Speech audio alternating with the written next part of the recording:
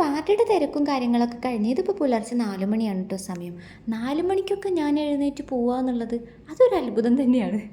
നമ്മുടെ ആവശ്യമായതുകൊണ്ടാണല്ലോ. കാരണം സാരി ഡ്രേപ്പ് ചെയ്യാനുണ്ട്, സാരിയാണ് ഉടുക്കാൻ ഉദ്ദേശിക്കുന്നത്. അപ്പോൾ പിന്നെ അവിടെ പോയാലേ പറ്റുള്ളൂ.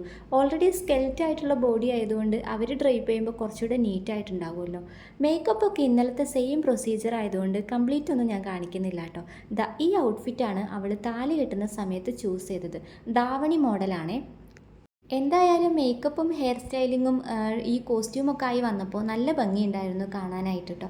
ഓർണമെൻറ്റ്സ് ഒന്നും അധികം യൂസ് ചെയ്യുന്നില്ല. ഈ ഒരൊറ്റ ടെമ്പിൾ ഗോൾഡിൻ്റെ ഒരു നെക്ക് പീസ് മാത്രമേ ഇടുന്നുള്ളൂ കേട്ടോ.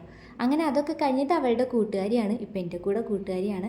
അങ്ങനെ ഞങ്ങളൊക്കെ ഒരുങ്ങിയിട്ടുണ്ട് കേട്ടോ. ഇത് അവിടുത്തെ ചേച്ചി തന്നെ ഡ്രേപ്പ് ചെയ്തതെന്നാണ്. ഹെയർ സ്റ്റൈലും ആ ചേച്ചി തന്നെ ചെയ്തതെന്നാണ് കേട്ടോ. എന്തായാലും എനിക്ക് ഷിലുവിൻ്റെ കോമ്പിനേഷനൊക്കെ നല്ല ഇഷ്ടപ്പെട്ടായിരുന്നു. ഗ്രീൻ കളറ് കുപ്പിവളയും അതുപോലെ ഒരു നെക്ക് പീസും, അങ്ങനെ ഭയങ്കര മിനിമലായിട്ടാണ് കേട്ടോ രാവിലത്തെ ടെമ്പിൾ ലുക്കിൽ ഒരുങ്ങിയേക്കുന്നത്.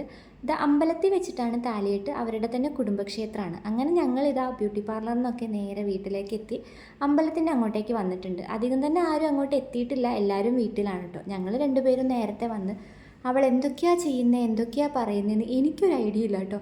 ഫോൺ കൊടുത്തു കഴിഞ്ഞാൽ പിന്നെ പെണ്ണിന് വ്ളോഗ് എടുപ്പാണ്. അതും നാട്ടുകാർ കേൾക്കുന്നുണ്ട് എന്നുള്ള ഒരു രീതിക്കുള്ള ചമ്മലും അവൾക്കില്ല കേട്ടോ. കുറച്ച് നേരം കഴിഞ്ഞപ്പോഴേക്കും ചെക്കനും കൂട്ടുകാരും വന്നിട്ടുണ്ട് കേട്ടോ. ഇവിടുന്ന് സെക്കൻഡ് നിൽക്കുന്നതാണേ ചെക്കൻ, അതിന് തൊട്ടടുത്ത് നിൽക്കുന്നത് ചെക്കൻ്റെ അനിയനാണ് കേട്ടോ. അങ്ങനെ താലികെട്ടലൊക്കെ ഇവിടെ തുടങ്ങിയിട്ടുണ്ട്. നിങ്ങൾക്ക് കാണുന്നുണ്ടോ എന്നെനിക്കറിയില്ല. അങ്ങനെ ഇവിടെ താലികെട്ടും സിന്ദൂരിടലൊക്കെയാണ് ഈ കാണുന്നത് കേട്ടോ. ഇപ്പം നിങ്ങൾക്ക് കുറച്ചുകൂടെ ക്ലോസപ്പിലെ ആൾക്കാരെ കാണാമല്ലോ. അങ്ങനെ നല്ല ഭംഗിയായി ഐശ്വര്യമായിട്ട് അവരുടെ കുടുംബക്ഷേത്രത്തിൽ നിന്ന് തന്നെ താലികെട്ടൊക്കെ കഴിഞ്ഞിട്ടുണ്ട്. ഒരുപാട് വർഷത്തെ പ്രണയമാണ് കേട്ടോ.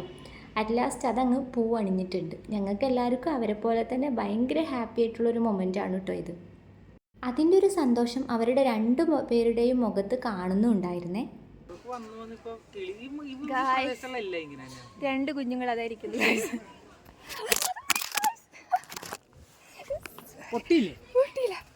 നൈസായിട്ട് എൻ്റെ ഫോണൊന്ന് താഴെ ഇട്ടതാണ് കേട്ടോ. തൊട്ട് മുന്നേ നിങ്ങളിപ്പോൾ കണ്ടത്. അങ്ങനെ അവളിതാ ടെമ്പിൾ ലുക്കിൽ നിന്ന് മാറി സെക്കൻഡ് സാരിയൊക്കെ കൊടുത്തിട്ടുണ്ട്. ഇനി പോവാൻ നിൽക്കുവാണ്. അതിൻ്റെ കരച്ചിലും സങ്കടമൊക്കെയാണ് ഇപ്പോൾ നിങ്ങൾ കാണുന്നത് കേട്ടോ. ഞാനും കല്യാണത്തിന് ഇതുപോലെ തന്നെയായിരുന്നു. നല്ല അലമുറയിട്ട് വീട്ടുകാരും നാട്ടുകാരൊക്കെ കരച്ചിലായിരുന്നു കേട്ടോ. തൊട്ടടുത്ത് നിൽക്കുന്നതാണ് ആ വൈറ്റ് കളറ് സെറ്റ് സാരി എടുത്തേക്കുന്നതാണ് അവളുടെ അമ്മ. അങ്ങനെ എല്ലാവരും കൂടെ അവളെ യാത്രയാക്കണം. അതിനുശേഷം ഭയങ്കര കരച്ചിലായിരുന്നു കേട്ടോ. നമുക്കതൊന്നും അങ്ങനെ വീഡിയോ എടുക്കാൻ തോന്നില്ലല്ലോ, അതുകൊണ്ട് എടുത്തില്ല. അങ്ങനെ ഈവനിങ് റെഡി ആയിട്ട് നമ്മളിത് റിസപ്ഷന് വന്നേക്കുവാണ്. ശ്രീധരൻ്റെ വീട്ടിലാണ്. ഈ ഓഡിറ്റോറിയത്തിൽ വെച്ചിട്ടായിരുന്നു റിസപ്ഷൻ. ഞാൻ മാത്രമേ ഉള്ളൂ, വേറെ ആരും എത്തിയിട്ടില്ല. എല്ലാവരും താഴെയായിരുന്നു കേട്ടോ. അങ്ങനെ പെണ്ണും ചെക്കനൊക്കെ സ്റ്റേജിലോട്ട് വന്നിട്ടുണ്ട്. ഓരോരുത്തരായിട്ട് അവരുടെ ആൾക്കാരൊക്കെ ഓരോരുത്തരായിട്ട് ഫോട്ടോ എടുക്കാൻ വരുവാണ് കേട്ടോ. ഇതൊക്കെ അവരുടെ കസിൻസും ഫാമിലിയൊക്കെ ആണെന്നാണ് തോന്നുന്നത്. ഇത് അവളുടെ അമ്മയുടെ ഫ്രണ്ട്സാണ് കേട്ടോ. അമ്മയ്ക്ക് വേണ്ടപ്പെട്ട ആൾക്കാരാണ്. അമ്മ അംഗനവാടി ടീച്ചറാണ് കേട്ടോ. ശ്രീധരൻ്റെ തൊട്ട് ഇപ്പുറത്തെ സൈഡിൽ ആ പീക്കോക്ക് കളർ സാരി എടുത്തേക്കുന്നതാണ് കേട്ടോ അമ്മ. നിൽക്കുന്നതെല്ലാം അമ്മയുടെ ഫ്രണ്ട്സോ അമ്മയ്ക്ക് വേണ്ടപ്പെട്ട ആൾക്കാരായിരുന്നേ. അത് കഴിഞ്ഞിതാ അവരുടെ ഫോട്ടോഷൂട്ടും കാര്യങ്ങളൊക്കെയാണ് നടന്നുകൊണ്ടിരിക്കുന്നത് കേട്ടോ. ഈ കുഞ്ഞു പിള്ളേർ അമ്മയുടെ അംഗനവാടിയിലുള്ള പിള്ളേരാണ് കേട്ടോ. അമ്മ അവിടെ ഫോട്ടോ എടുക്കുമ്പോൾ നല്ല രസമായിരുന്നു. താഴെ ഇരുന്ന് ടീച്ചറെ എന്ന് വിളിക്കുമായിരുന്നു കേട്ടോ. അങ്ങനെ അതൊക്കെ കഴിഞ്ഞ് ഒരുപാട് നേരം നമ്മൾ അവിടെ നിന്നായിരുന്നു. 4ാം കല്യാണത്തിന് പോയവരൊക്കെ തിരിച്ചു വന്നത്. നമ്മൾ വണ്ടിക്കായിരുന്നു പോയിരുന്നത്. അതുകൊണ്ട് കുറച്ച് നേരം കൂടെ നമ്മളവിടെ നിന്നിട്ടാണ് തിരിച്ചു വന്നത്. തിരിച്ചു വരുന്ന വഴിക്ക് കിട്ടിയ പണിയാണ് കേട്ടോ ഇത്. മുട്ടൻ പണിയായിരുന്നു. ഇറങ്ങുന്ന നേരത്ത് നല്ല മഴയൊന്നും ഇല്ലായിരുന്നു. പകുതി എത്തിയപ്പോൾ നല്ല മഴയായി. അങ്ങനെ സൈഡിൽ ഒരു ഷോപ്പിൽ കയറി നിൽക്കുവാണ് കേട്ടോ. അങ്ങനെ മഴയൊക്കെ മാറിയിട്ട് പോകാമെന്ന് കരുതി കുറച്ച് നേരം അവിടെ നിന്ന് മഴയൊക്കെ മാറി ഞങ്ങളിനി വീട്ടിൽ പോയി. അങ്ങനെ കല്യാണം നല്ല അടിച്ച് പൊളിച്ചിട്ടുണ്ട്.